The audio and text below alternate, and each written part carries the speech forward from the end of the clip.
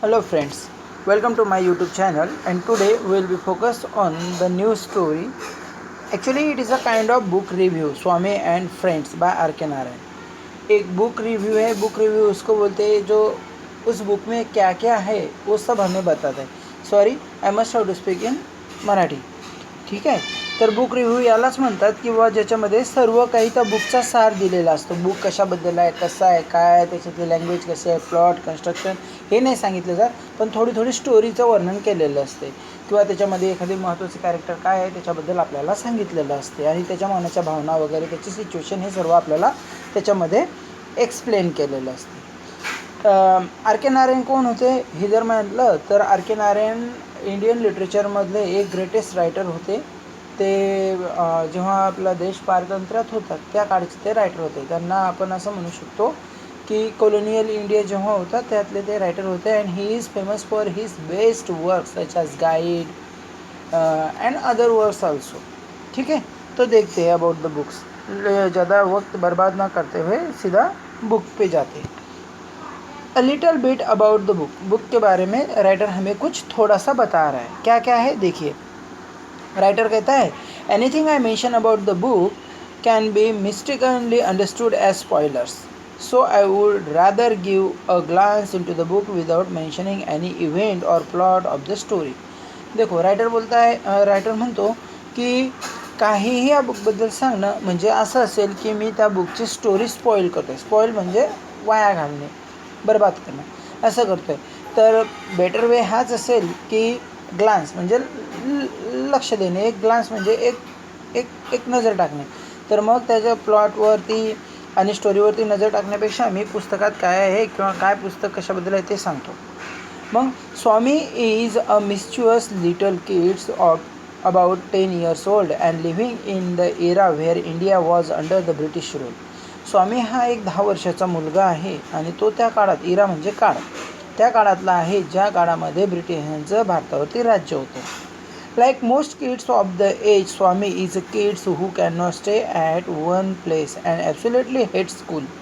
मग जसं त्या 10 वर्षाच्या मुलाला, जसं त्या ह्या वयातल्या मुलांना शाळेत जायला आवडत नाही तसं त्यालासुद्धा शाळेत जायला आवडत नव्हतं. तो बिलकुल त्याच वयाच्या मुलांशी मॅच होत होता. इव्हन वर्स मॅथमॅटिक्स, आणि त्याला मॅथमॅटिक्स तर बिलकुल आवडत नसायचं. School is his absolute nightmare.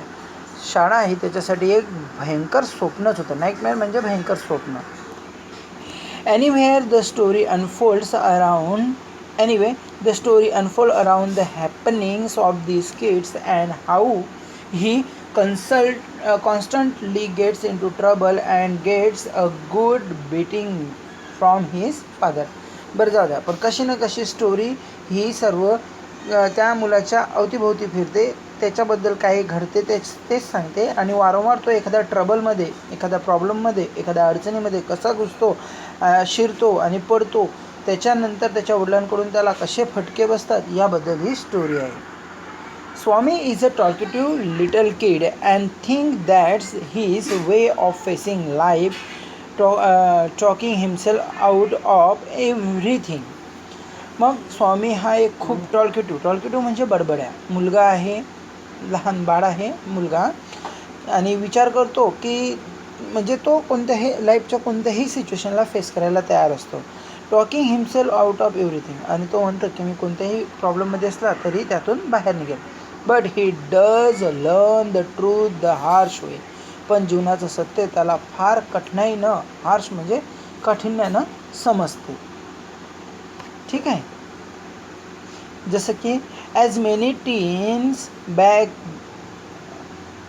back then all he wants to do is play under the sun, kick something, climb a tree, break something and harass somebody, unlike kids today. बघा, जसं की त्या वयातल्या मुलांना काय वाटायचं त्या काळच्या, की आपल्याला उन्हाळ्यामध्ये खेळत राहायचं, किकिंग करायची समथिंगला, म्हणजे किक करायची, झाडांवरती चढायचं, काही ना काही तोडफोड करत राहायची, एखाद्याला त्रास द्यायचा, हे त्या काळातल्या मुलांना वाटायचं. आजकालचेही करतात, पण आजकालचे सध्या माहिती आहे आपल्याला टी व्ही, मोबाईल, गेम आणि काय माहिती कोणकोणत्या गोष्टींमध्ये बिझी असतात बिचारे.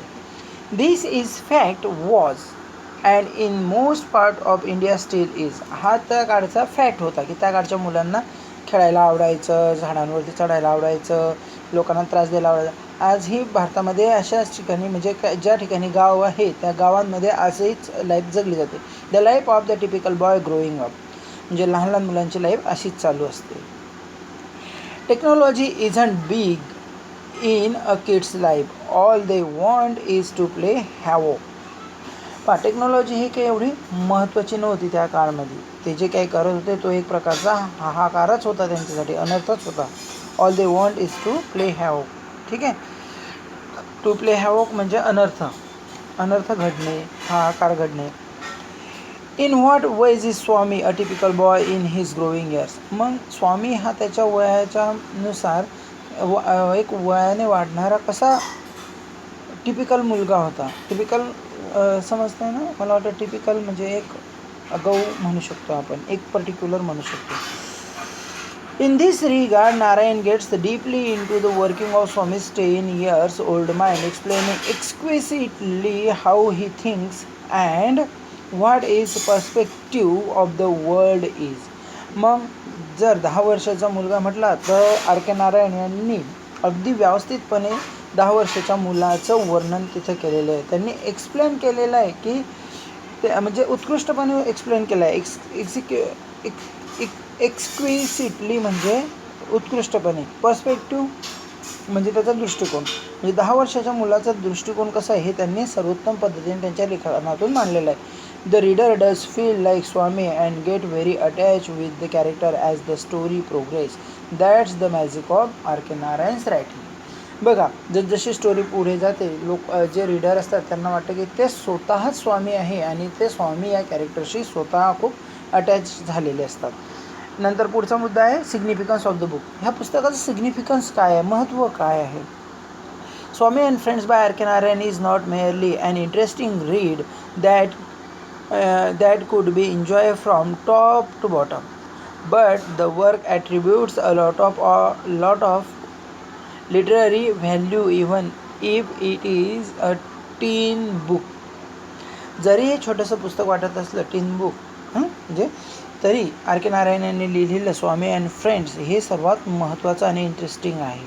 कसं वाचायला सोपं जाते, एन्जॉय होतो आणि आपण त्या पुस्तकाला चिपकून राहतो. काही बुक असतात ना बोर होतात, तसं हे बुक नाही आहे. Swami and Friends is a good read for the kids and teen alikes. मग स्वामी अँड फ्रेंड्स हे एखाद्या चांगल्या रीडरसाठी आणि लहान मुलांसाठी आणि टीन एजमधल्या मुलांसाठी वाचण्यासाठी खूप चांगलं आहे. Also, the book is widely used in the Asian continent as a study text for the students who study literature as a subject at schools. बऱ्याचशा शाळांमध्ये आजही भारतीय विद्यापीठांमध्ये एशियन म्हणजे इकडचा भाग एशियन कॉन्टिनेंट आशिया खंडामध्ये हे पुस्तक लिटरेचरच्या स्टुडंटसाठी शिकवलं जाते. This does not mean that the book is filled with very heavy grammar and technical jargon. Technical jargon म्हणजे न समजणारी भाषा, एक प्रकारची त्याला क्लिष्ट भाषा म्हणू शकतात किंवा व्यावसायिक लोक जे बोलतात ती भाषा. तर याचा अर्थ असा नाही की हे पुस्तक खूप ग्रामरने भरलेलं आहे किंवा लोकांना समजण्यासाठी थोडं कठीण जाईल, तसं नाही आहे. Actually the book is in contrary to this. Contrary म्हणजे हे त्या बाजूनं नाही आहे, खरं तर हे त्याच्या विरुद्ध आहे, खूप सिम्पल आहे. Swami and Friends is written in such simple English it is hard to imagine that it is a work of such a literary genius like R. K. Narayan. Swami and friends हे इतक्या simple language, lucid लँग्वेजमध्ये लिहिलं गेलेलं आहे की आपण इमॅजिनसुद्धा करू शकत नाही की इंग्लिश लिटरेचरमध्ये असणाऱ्या एवढ्या मोठ्या महान लेखकाने हे लिहिलं असेल. The English use in the book is both plain simple without any troubling word for the kids.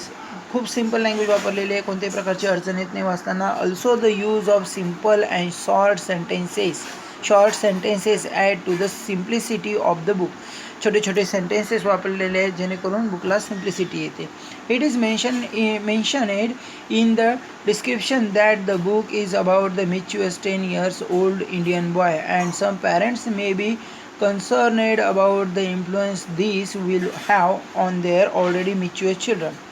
बघा असं नाही आहे की हे पुस्तक एखादा मिस्चिवस म्हणजे खोडकर मुलांबद्दल लिहिलेले आहे आणि जेणेकरून त्या मुलांच्या पॅरेंट्सला थोडं टेन्शन येईल की अरे खोडकर मुलांवरती पुस्तक लिहिलं आहे म्हणजे हे वाचल्यावरती आमच्या मुलांना आणखी काहीतरी नवीन खोडी सुचेल, असं काही नाही आहे. हे पुस्तक कसं आहे मी सांगतो. But the book is as such that it encompasses the mischief of the kids in a view of kids which is harmless and pure in his perspective. तर हे अशा पद्धतीने लिहिलेलं आहे मुलांच्या दृष्टिकोनातून की जे खोडी करतात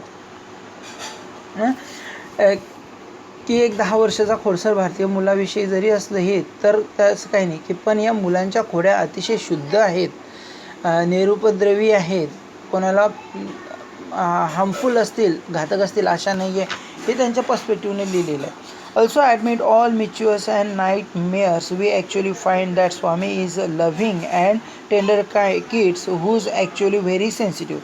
हळूहळू आपल्याला कळतं की तो खोडकर नाही आहे पण तो खूप नाजूक मनाचा आहे. नॉटी जरी दिसत असला तरी तो तसा नाही आहे, टेंडर आहे मनाचा. टेंडर म्हणजे नाजूक मनाचा आणि सेन्सिटिव्ह आहे. It is also a known fact that mischievous kids are the most sensitive. आणि हे सुद्धा प्रूव्ह झालेलं आहे की जे मुलं जास्तीत जास्त खोडकर असतात ते जास्तीत जास्त सेन्सिटिव्ह असतात, भावनाप्रधान असतात, भावनाशील असतात.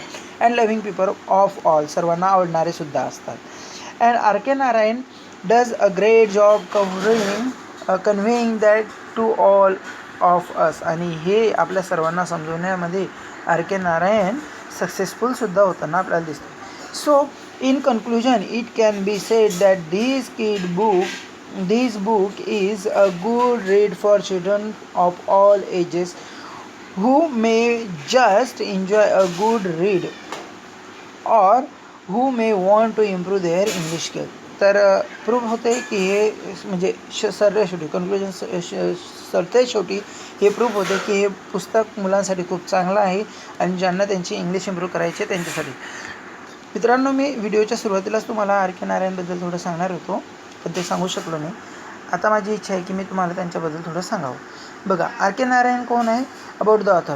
The author of Swami and Friends is Indian one of the greatest author of all times. R के नारायण. आजही जर का तुम्ही आर के नारायण यांचे नोवेल्स वाचले तर तुम्ही आजही म्हणणार की माझा सर्वात फेवरेट ऑथर कोण? तर आर के नारायण. म्हणजे असे ते होते, त्यांची रायटिंग खूप चांगली होती. आर के Narayan is responsible for many of the outstanding literary work India has ever produced. जेवढेही चांगले पुस्तकं भारतामध्ये प्रोड्यूस झालेले असतील, निर्माण झालेले असतील, त्याच्यामागे कदाचित आर के नारायण यांचा खूप मोठा हात आहे असं मला पण वाटतं.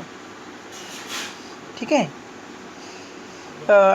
And this book is popular capture the essence of India under British ruling and mind and life of a typical teenage kids. आणि हे पुस्तक तर सर्वात चांगलं आहे जे ब्रिटिश काळामध्ये पब्लिश झालेलं आहे आणि एक 10 वर्षाच्या लहान मुलाचं माइंड एसन्स म्हणजे सत्वगुण सांगतो आहे. अदर ग्रेट वर्क जर का तुम्ही पाहिले तर मालगुडी डेज हे त्यांचं सर्वात गाजलेलं पुस्तक आहे. Malgudi days, the guide, the painter of sign and आणखी बरेचसे आहेत. त्याच्यामध्ये रामायण एक आहे, ते short and modern prose version आहे ते त्यांचं इंडियन इपिकचं. आणि महाभारत पण त्यांनी तसंच लिहिलं आहे. जर तुम्हाला वेळ मिळेल शेवटी तर तुम्ही हे वाचू शकता. Thank you friends, I hope you like it. Question answer जर पाहिजे असतील तर प्लीज लाईक अँड शेअर करा, भेटून जातील.